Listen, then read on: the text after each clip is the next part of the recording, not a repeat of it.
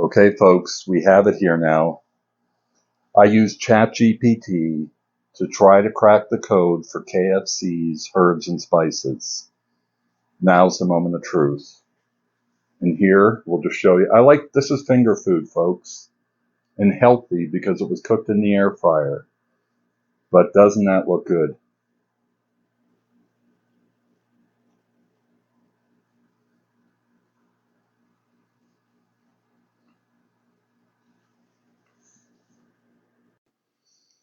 Okay, folks, you've seen how it tastes. Now let's see how we make it.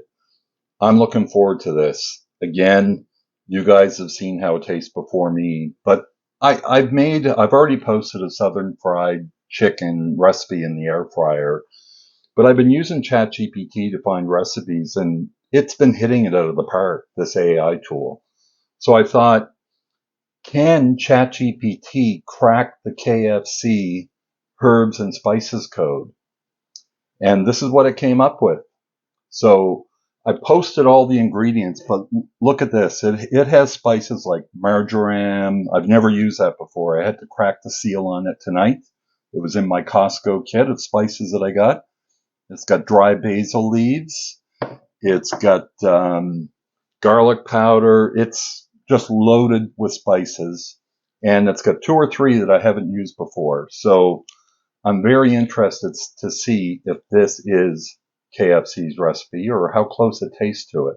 So what I have here is some chicken, and I'm using boneless, skinless chicken thighs. That's what I like to use. Don't have to worry about any bones, and they're going to cook more through. You can less likelihood that you're going to have any pink spots in it. And I've got it marinating in buttermilk. So that's been in the fridge for about 3 or 4 hours. You should marinate at least a couple hours in buttermilk. So here I have 2 cups of flour, then I've got an egg. So what we're going to do is I'm going to mix up the herbs into this 2 cups of flour. I'm not going to use all 2 cups because I'm only doing 4 chicken thighs. So I'm going to save some in a bag that I can use to make some again, assuming this is going to be good.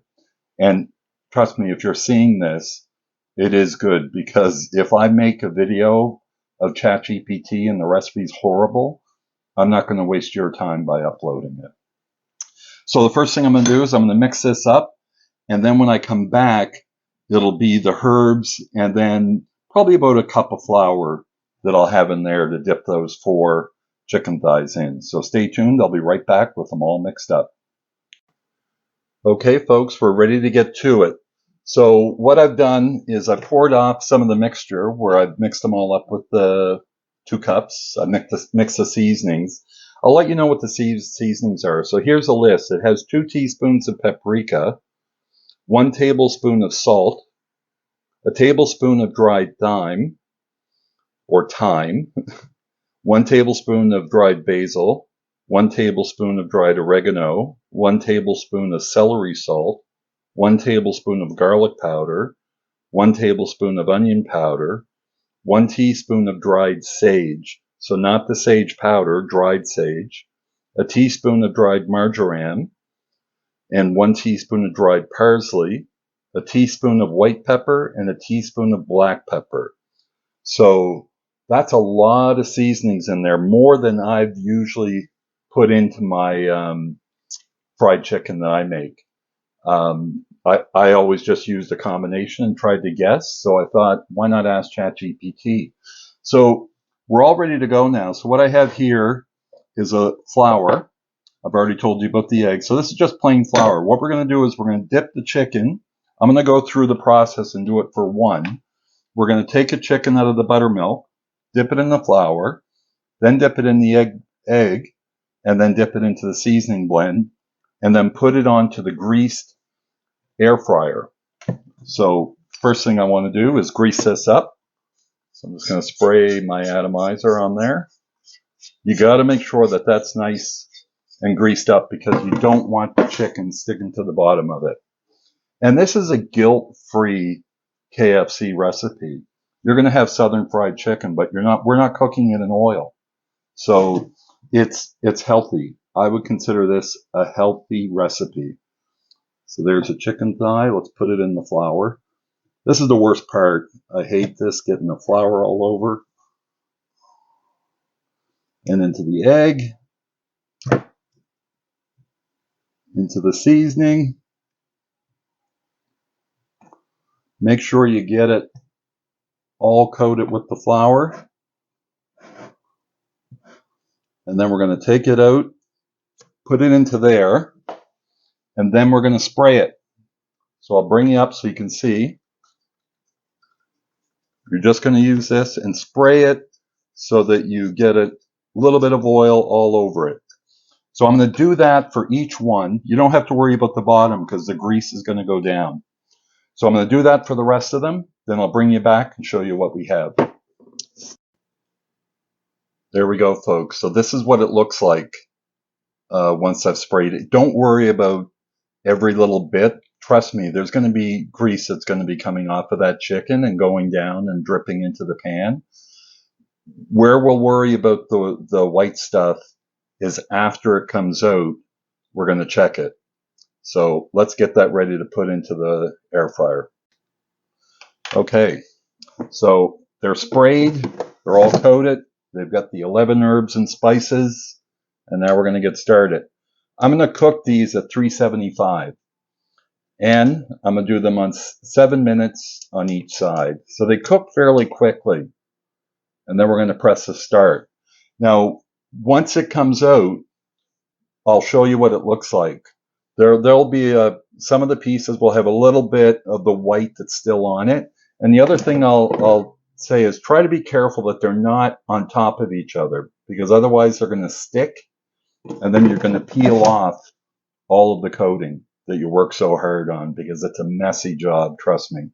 So we're going to click that start button. Then I'll bring you back as it's done, and we'll show you the next step.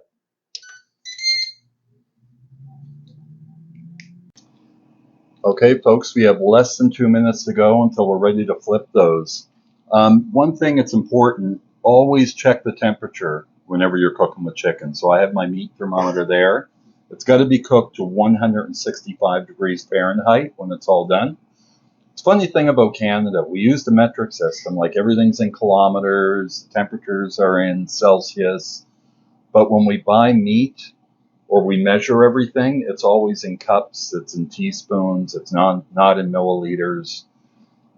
Temperature, like my pool temperature, I always know if it's good, if it's in Fahrenheit, Celsius. I don't measure the temperature. And same with cooking.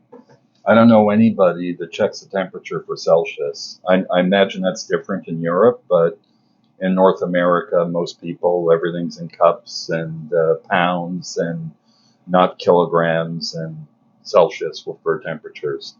So it's almost done. What we're going to do is pull that out when it's finished, and then we're going to spray any white spots of flour that we see on there. And we should see a crispy coating on it when it comes out. Here we go, folks, the moment of truth. Let's see what it looks like. You'll see with me. Look at that. That's just what I want to see. So you notice that I didn't cover all the white spots. Any recipe that you'll see, they'll tell you to spray everything until you don't see any white on the first bat. I don't like to do that because you risk getting rid of all the flour off of it. There's enough, if you're using chicken breast, yes, that's not going to be very greasy, so there's not going to be a lot of grease coming out of it. I worry about it on this spray. So what I'm going to do is I'm going to spray these white spots that you see on there. Like, look at that one. You can see around the edges. And then I'm going to flip them over and do the same thing to the other side. I like to use a fork to gently tip them over. I've used tongs before and ended up ripping all of the batter off of it. So just use a fork.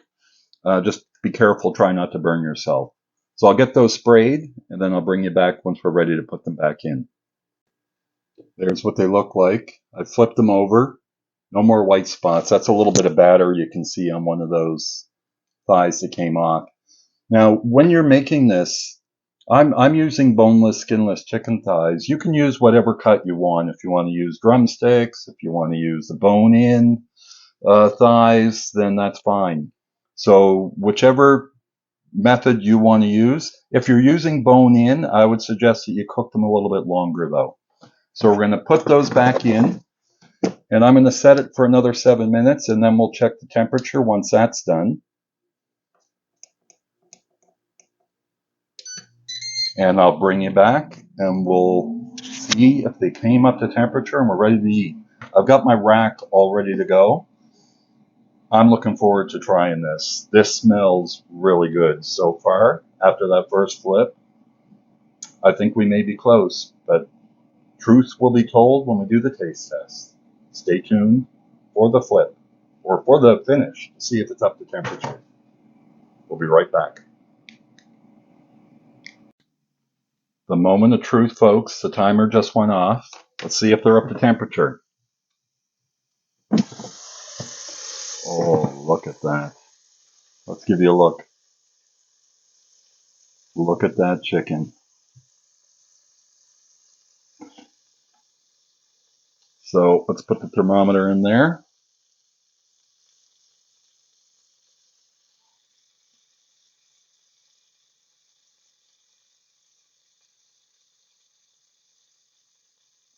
For 165 degrees.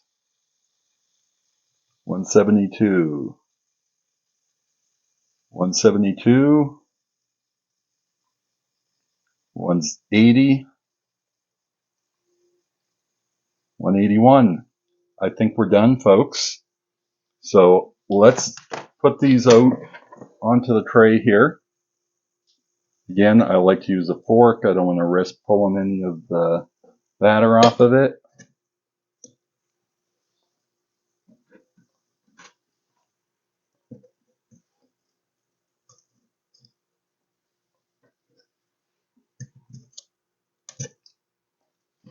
Oh, wow.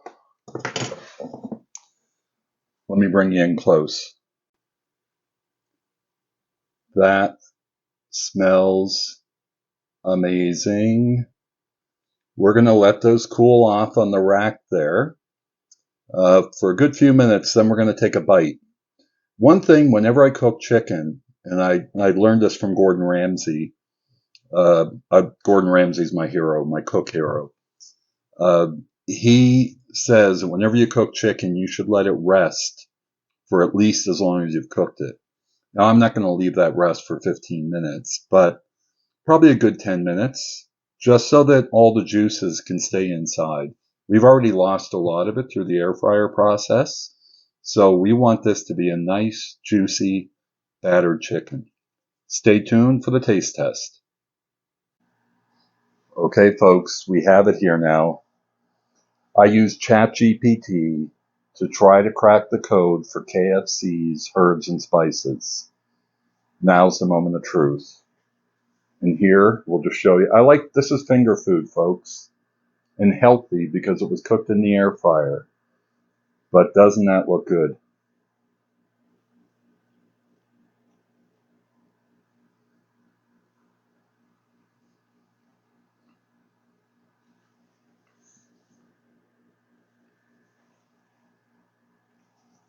Wow.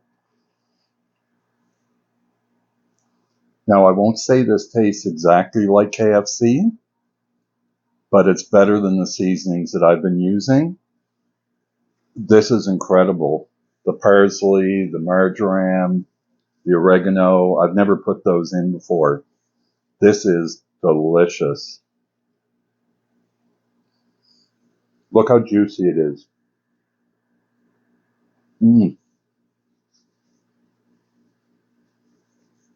That is good. It's close. It's very close to KFC. That was delicious. I want to finish this quick because I want to eat that. Now, the good thing about this, when I make my other recipe of Southern fried chicken, this is the one I'm going to be using from now on, these seasonings. But these make good. I always make 4. I'm not going to eat all of them tonight. I'll have 2. I'll probably do some home fries to go along with it. But they're good the next day. Like, this is boneless chicken. You can make a chicken sandwich, put some cheese on it, mayonnaise, put it on a bun. I've got some Havarti cheese, so that's probably what I'm going to use tomorrow. I've got some real Havarti cheese slices, put a little bit of mayonnaise, and make a chicken sandwich out of the southern fried chicken. This is delicious. I'd encourage you to try it out. ChatGPT hasn't failed me yet. I got to think of something else I can challenge ChatGPT for. If you guys have any ideas of something you want to try, want me to try from ChatGPT, let me know in the comments. But this is good. This is very close to Kentucky Fried Chicken. It was very good. If you liked this video, please hit that like button and hit the subscribe button if you want to see more like this. Right down here in the corner if you're not already subscribed. Thanks for watching. Jamie, signing off.